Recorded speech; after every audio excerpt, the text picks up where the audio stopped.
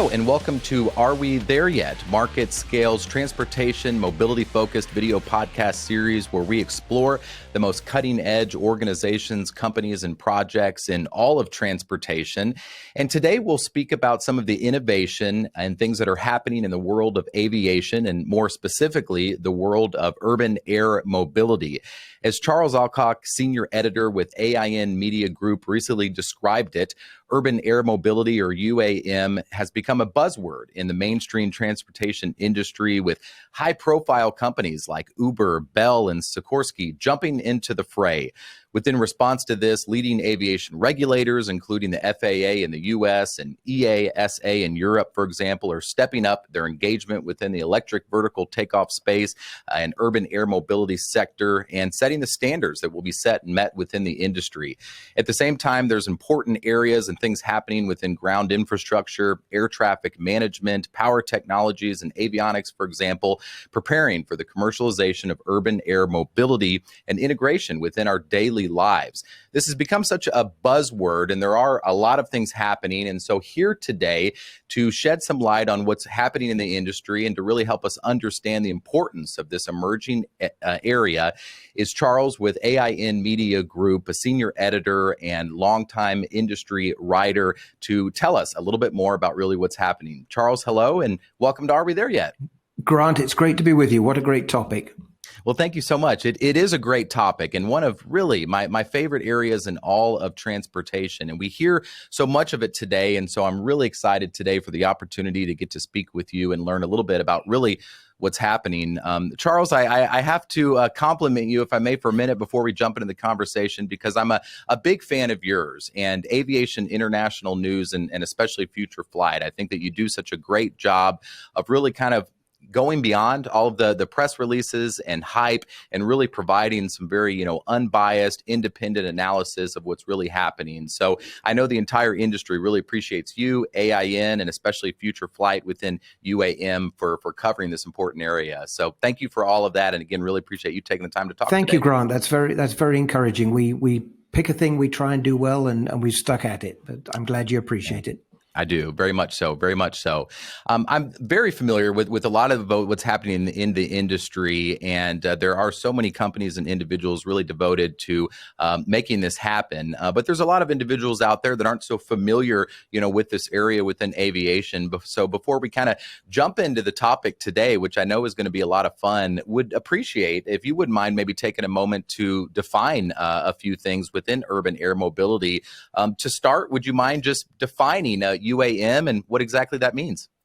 Yes, certainly. Urban air mobility is a phrase that got coined 3 or 4 years ago, something like that, among a group of, let's call them pioneers, innovators, who looked at a very specific problem, namely way too many of our cities are just getting completely gridlocked, in some cases almost impossible with any quality of life to move around in. And they thought, hey, there's got to be an aviation-based solution to this. And so that's the journey they set out on. And the enablers for this to even be feasible are a couple of key things. Number one, distributed electric propulsion, which has allowed aircraft developers to have a totally new approach to how aircraft are powered. And we can talk about that some more. And specifically how you could apply this to vertical takeoff and landing aircraft that could basically get in and around cities in ways that no airplane has ever been able to do before. So that's how the term got coined. Since then, some people have decided, you know what, that's a bit too restrictive of a mission. Let's call this instead advanced air mobility. And then we can explore how these aircraft could be used in ways that go beyond big city problems. Yeah. Yeah. When we think about urban air mobility or advanced air mobility, VTOL and eVTOL, as you've defined for us now, within the space as well, what are some of the ways that this will really impact our lives? And so, for those out there that maybe aren't so familiar with this area, what exactly does this mean? How will we start to see this in the coming years within our daily lives? Sure. Well, let me try and paint a picture for you, Grant. So, first of all, this initiative, for want of a better word, has gone from being something that seemed just way off in the distance, almost like the manned flight to Mars type mission, and now potentially we're less than 24 months away from this being a reality. The first commercial services could start potentially in 2025. So let me paint a picture for you of what that might look like. In the main use case that is being talked about is basically air taxis. So these would be mainly quite small aircraft that would seat no more than about 4 or 5 passengers, and they would operate as part of the city's public transportation system. So in a place like what I call the South Florida corridor between Miami and West Palm Beach, just as you have, ground taxis and Ubers, and you also have some trains there, you would have a network of air taxis landing on top of public buildings and providing a way for people to switch from one form of transportation to the other to get the best available option. So that's a big part of what it could look like. Some of the more long-range aircraft could potentially connect communities that are, I don't know, 150 miles or so apart. But a lot of it will just be within cities. But there are other cases. So just quickly, for example, the other way these aircraft could get used is for emergency medical services. There's been a road accident. At the moment, it's very challenging to get an ambulance into a scene of a critical accident or get a helicopter in. These aircraft could be used for things like that as well. So those are the sort of things that they have in mind. Yeah, very exciting. For many of us outside of the industry, it seems like this is all happening all of a sudden. Right now in 2023, for many individuals out there, this idea of an air taxi, as you've just described, might be the first time they've ever heard about all of this. And so it seems like this is really all happening all of a sudden. But as I understand, and in fact, it isn't. This really represents many, many years of development and is responding to major trends and shifts that are happening within the wider world of aviation. Could you tell us a little bit more about kind of the shift in aviation and how a lot of this has kind of led to the advancement of advanced air mobility, for example? Yes, absolutely. First of all, there's nothing all of a sudden about it. This has basically been in the works for the best part of a decade. And some of the pioneering companies like Joby, for instance, in California, have been working on this for 10 years. Now, it has sort of achieved a momentum in recent years and become a bit more real for several reasons. Number one, the technology has really leapt forward. Whereas, in the early years, the engineers were still trying to figure out how everything would actually work. And a big, big question mark was, well, fine, electric aircraft, bring it on, but are the batteries going to be capable enough? Well, the batteries are now capable enough to at least support early use cases.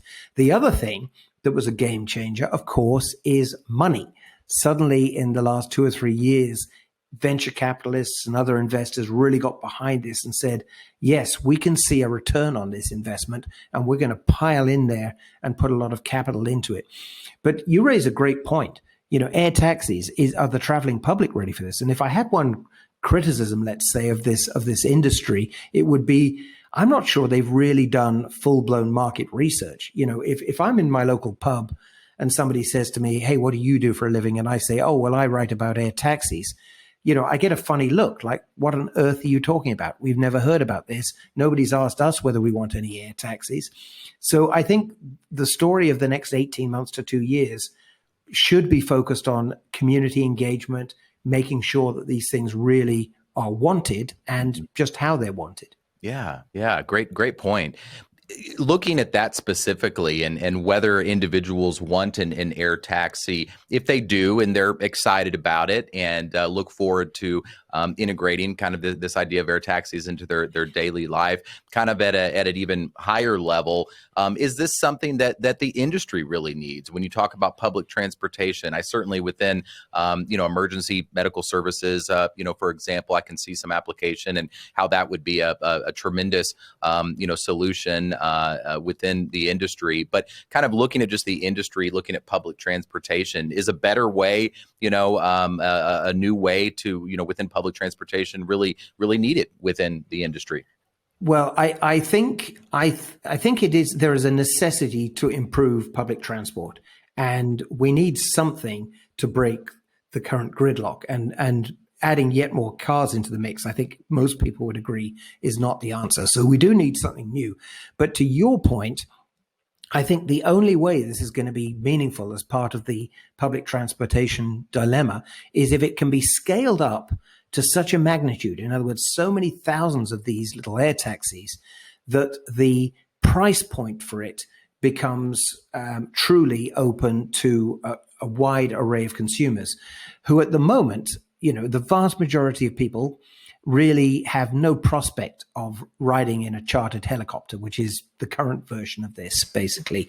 And so there is let's call it a big divide between what private and business aviation currently offers, which is frankly, something for quite wealthy and entitled people, to something that is truly mass market. I don't think that's going to happen overnight.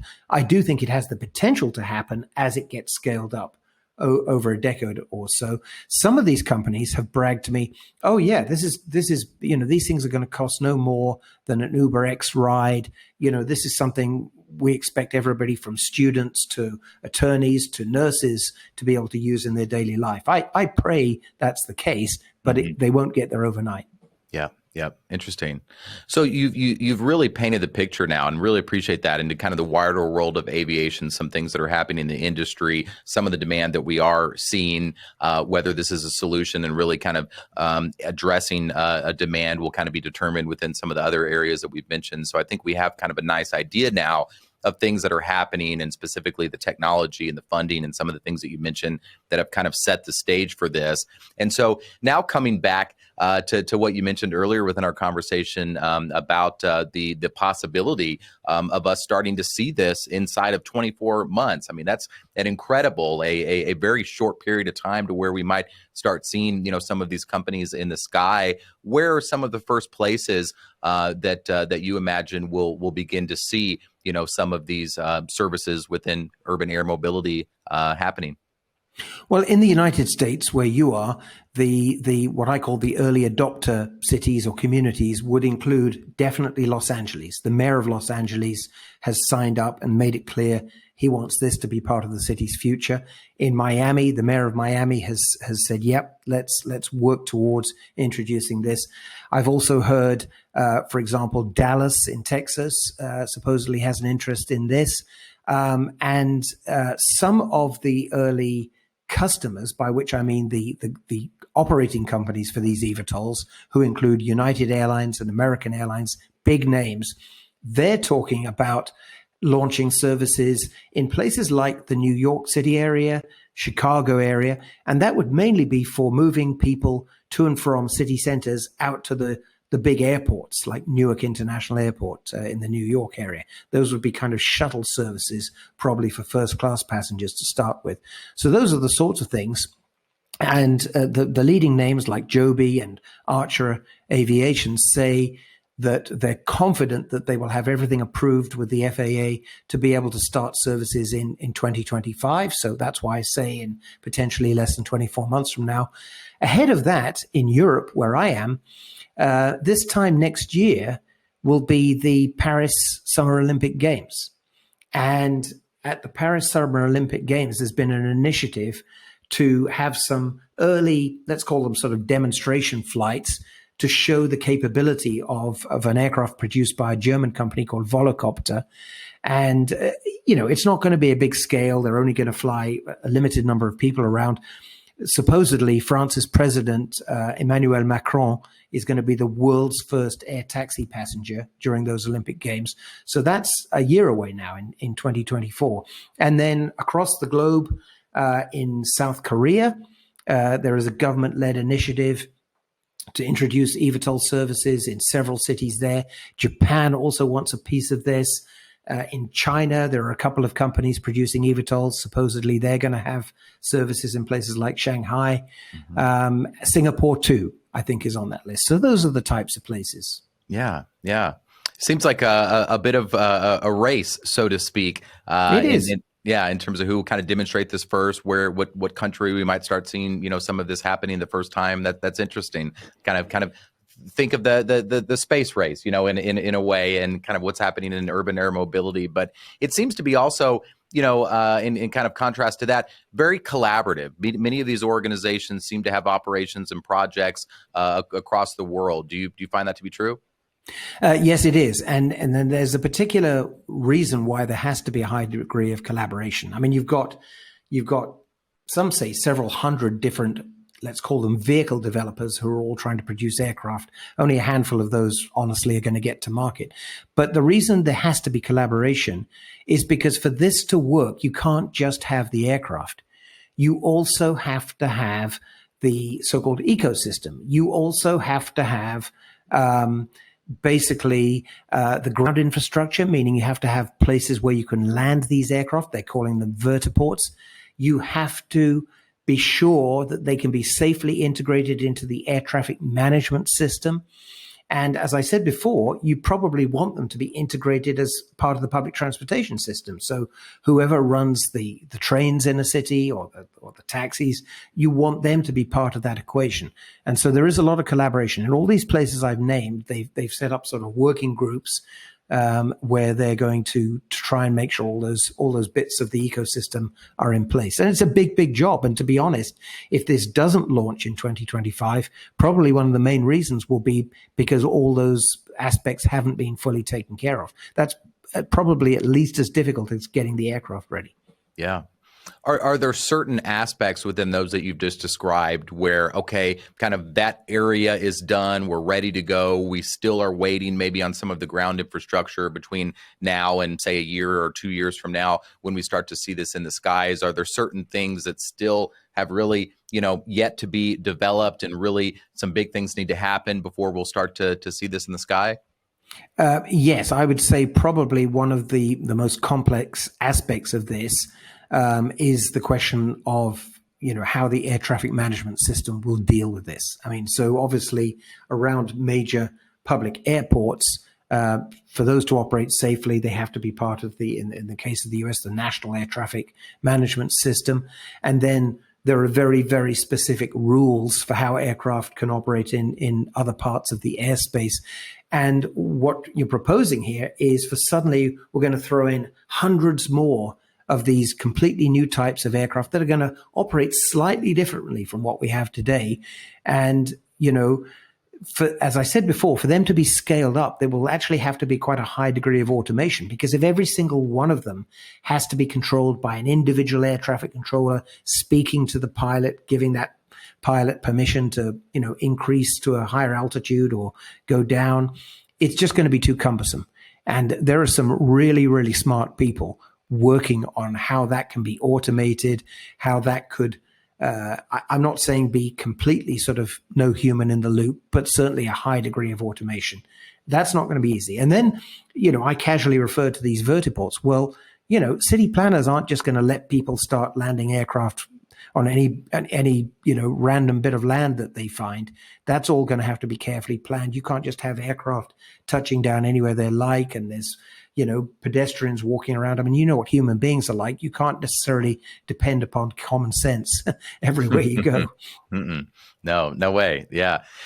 In your opinion, and, a very cutting edge, kind of up-to-date understanding of the latest that's happening within all of these areas and the companies and projects within each of these areas that are kind of leading the way, fitting kind of within the Are We There Yet series, taking all of this into consideration, in your opinion, will this all happen and get there so that, we'll actually see some of these in the sky in Paris in about a year, or in a couple of years here in the United States? Do you think it's going to happen? Are we going to be there in a year or so?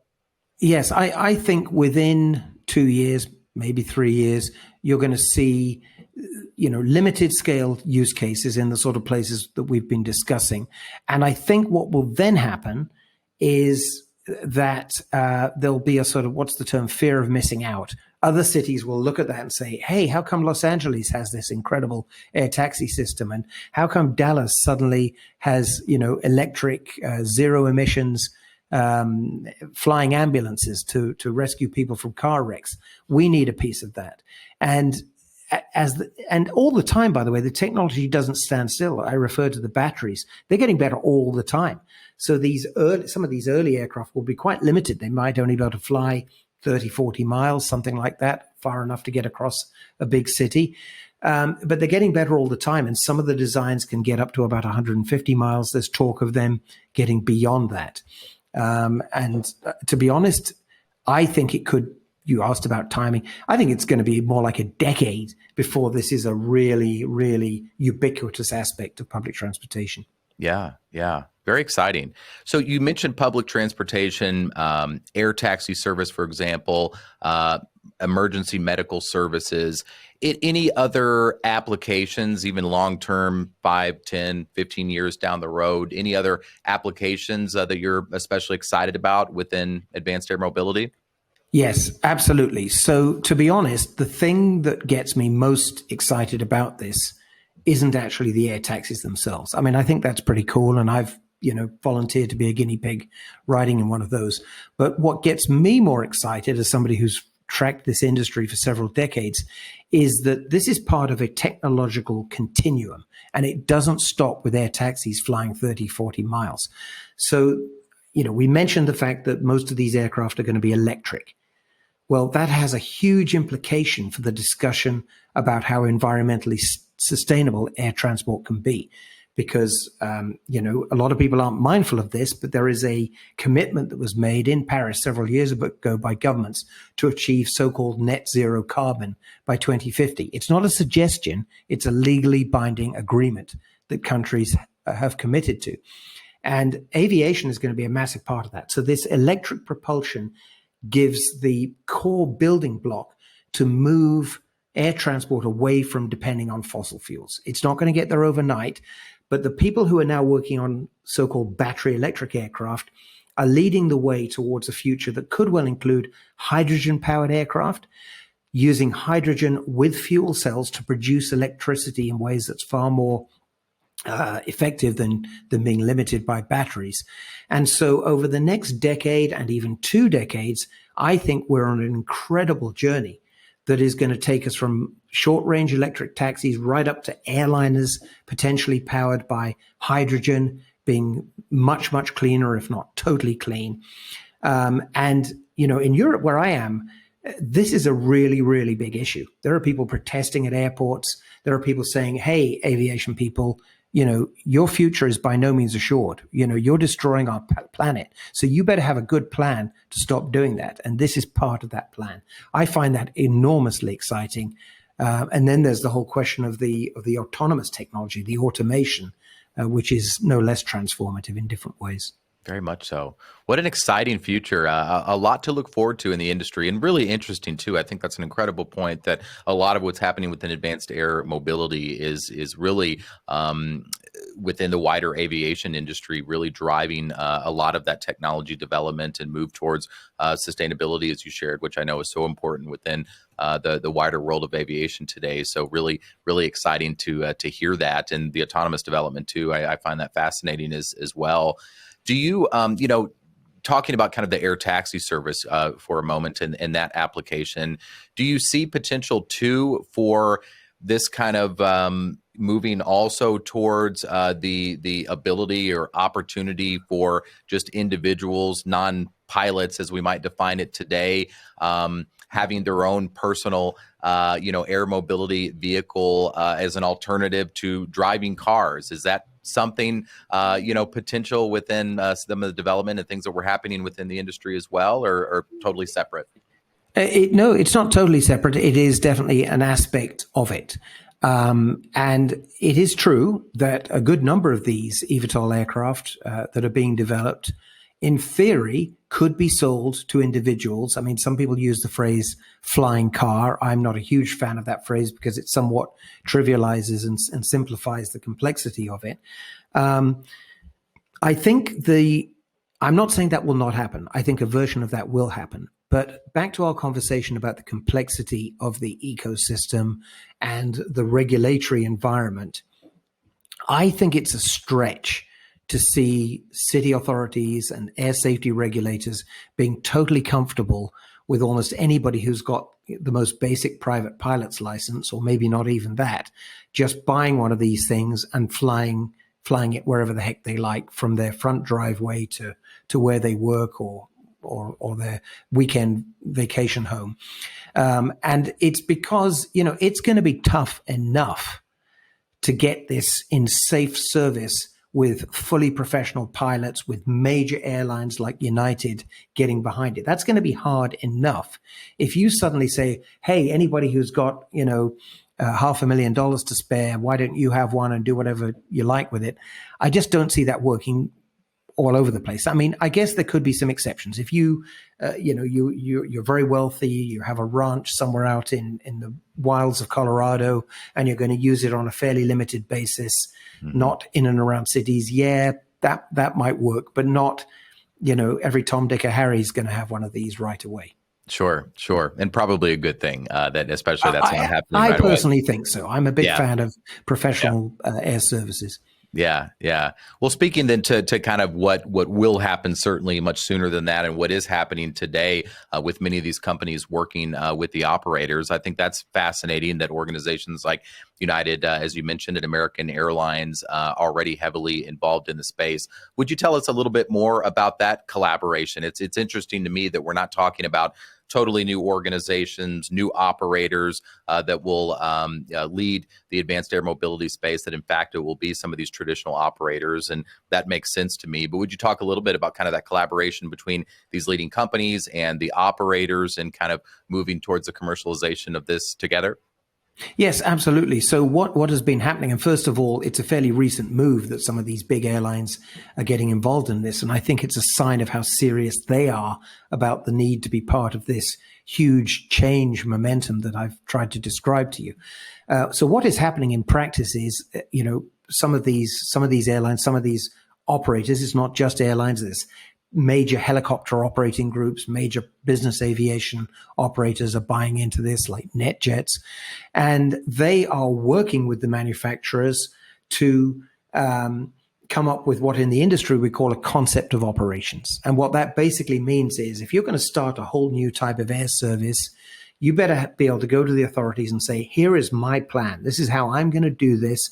Here are the assurances that I'm going to give you that this is going to be done safely and appropriately. And that's what's in the works at the moment. So some potential use cases that I know are being actively planned are, how do we get people from the center of Manhattan to Newark Liberty International Airport across the Hudson River in New Jersey?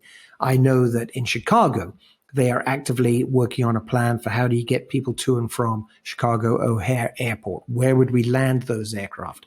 What sort of security controls would we have to have? Because a big question there is, if you're going to carry people to an airport, what would be most valuable is if you can take them, as we call it, airside. In other words, on the aircraft side of the security lines, and get them straight to the aircraft. Can you imagine how cool that would be if you could bypass all that headache that you find at almost every airport? But the trouble is, how's that going to work from a security point of view? I just don't see the authorities saying, oh, sure, just fly everybody in there. We don't need to check their bags.